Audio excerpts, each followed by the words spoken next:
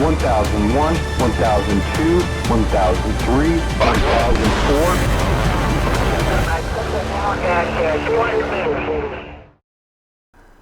Hello, this is Max, and today I'd like to show you one of the details I enjoy customizing the most in my DCS missions.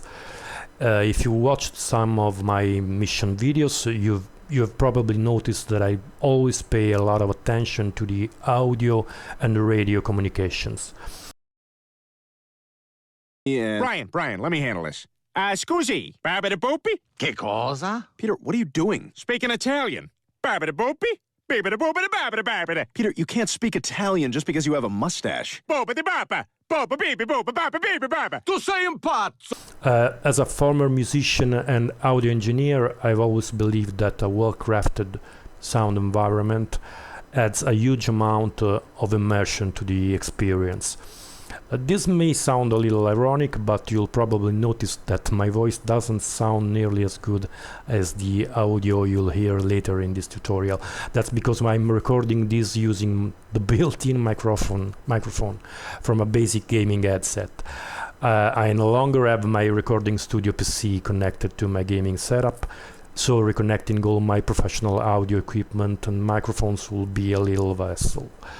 Thanks in advance for your patience. Bear with me with the less than ideal voice quality. So, besides all the radio messages that are actually triggered by specific mission events or conditions, there's one feature that I consider absolutely essential. Hearing authentic calls like Fox 1, Fox 2 or Fox 3 the exact moment I launch the corresponding missile. To achieve this, you'll first need your audio files ready to go, and we should talk deeper about this later if you're interested. I mean, how to create them and how to edit them, because they will need a lot of post-processing. So once you have your files ready to go, the setup is actually very straightforward. We only need two triggers. The first trigger is used to import your audio files inside the .mids file. This it's important if you want to share your missions, so all the audio files will be automatically loaded into the mission file. The second instead executes a small Lua script that listens for the DCS S_event_shot event.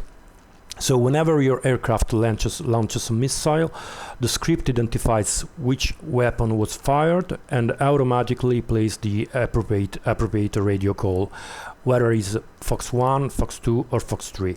So now let's jump into the mission editor and see how it all works. Okay, so now we are in the mission editor. We can choose the jet that we are going to fly, and we can choose just the freshly released F-14 view. We select as player, obviously, and then we choose the loadout.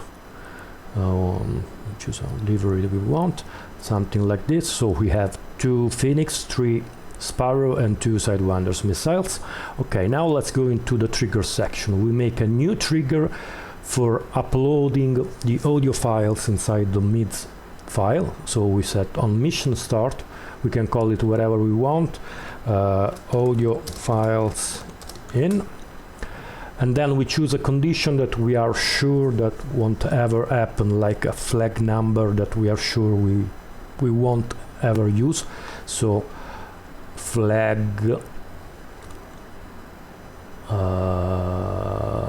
is true, 9999 for example, and then we choose the options of sound. We can choose if it's a single player mission, we can use sound to all. Then open. This is a directory where I put the audio files, so we select the first one, Fox 1.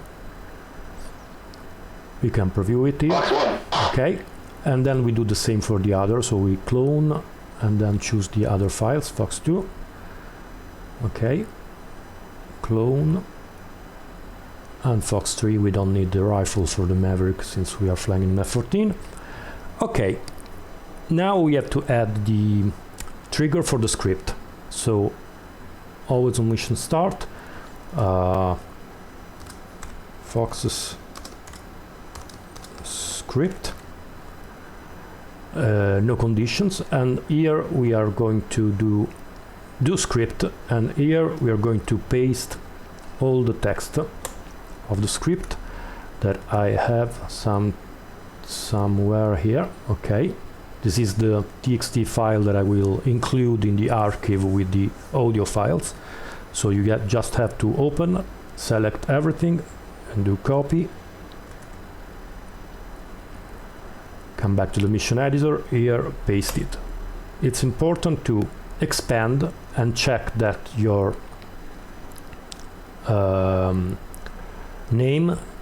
pilot name in the mission editor is the same as you have here, otherwise you have to change it here. I left the default one, that is Arial-1-1, but if you change your name you have to change it here too.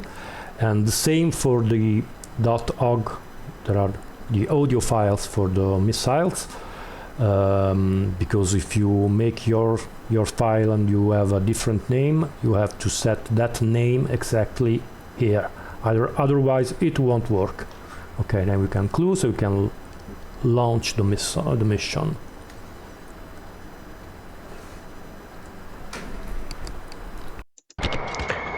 Okay, now let's try this.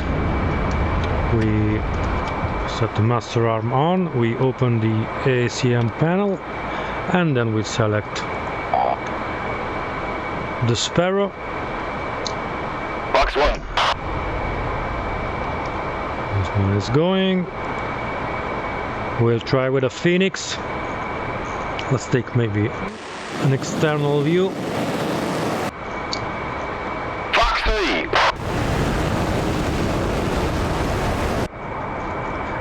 And then Fox 2. Fox 2. And that's it, guys. I hope it was useful and have fun, and see you soon. Bye. Our missile missed.